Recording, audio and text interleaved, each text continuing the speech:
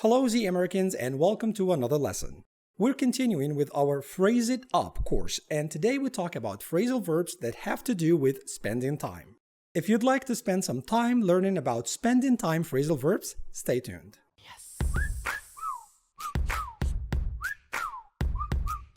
Hello again, this is Ibrahim and you're watching Z American English. Please don't start with this video if you're a beginner. Download the app, the link is in the first comment, and start learning for free today.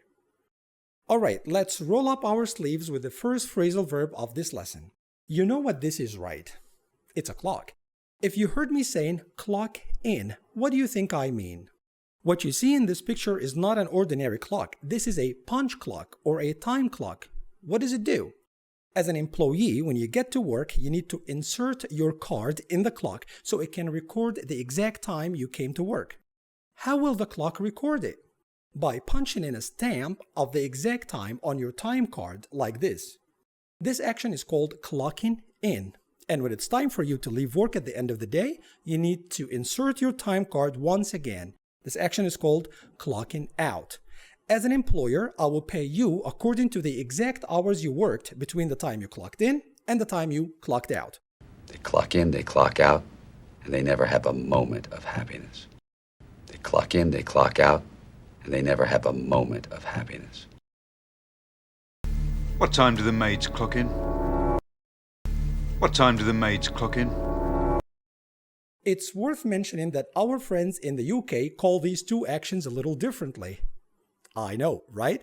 They say clock on at the beginning of the day and clock off at the end of your work shift. Clock in and out is the same as clock on and off. Depends on where in this lonely universe you happen to live. Take a look. Janice works as a nurse. When she starts work, she has to clock in, and when she leaves, she clocks out. If the machine shows that she has worked an extra long shift, then she's able to take time off at a later date. I'm guessing you already know the meaning of taking time off? Taking time off means spending time away from your work. I'm sure you know it, but come on, cut me some slack here. Pressing on. You know the word bring, and you know the adverb forward. If we put them together and say bring something forward, what do you think we mean? Let me make it easier for you by giving you an example and letting you guess. I had to bring my meeting forward to 3 p.m. because I found out the game will start at 5. I had to bring my meeting forward to 3 p.m. because I found out the game will start at 5. Were you able to guess the meaning of bring something forward? When you bring something forward, you change its date or time so that it happens earlier than expected. So maybe the original time my meeting was, maybe it was 4 or 5 p.m., but I had to make it earlier so that I could watch the game at 5. Janice was planning to take a vacation in July this year, but she had to bring it forward as July is going to be a particularly busy time for her hospital this year. Do you want me to continue, or are you a little pressed for time?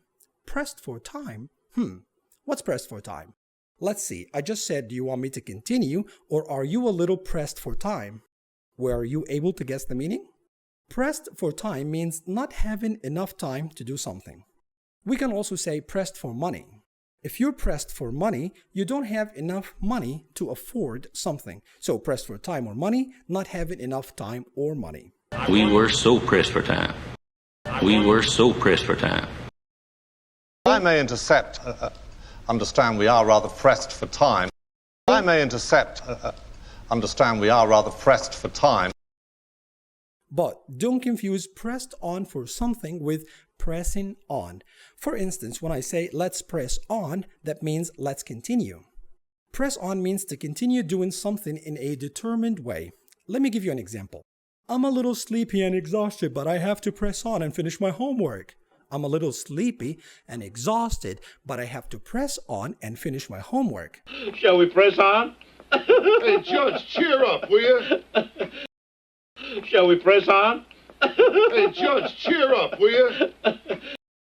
We're going to press on, and we're going to have the happiest Christmas since... We're going to press on, and we're going to have the happiest Christmas since... Now let's read the last part of the story.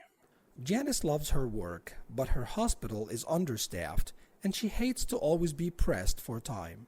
She finds it almost impossible to fit in time to talk to the patients, although she feels that is an important part of her job.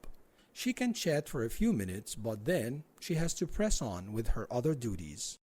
As we come to the end of today's lesson, I know that many of you guys will ask me to upload a video just for the story to make it easier for you guys to come back and review all phrasal verbs. Rest assured that this is coming. It will be not only reading the story, but also reading out the definition of new phrasal verbs as well. Until I see you next time, have a good one, and Assalamu alaikum wa rahmatullahi wa barakatuh.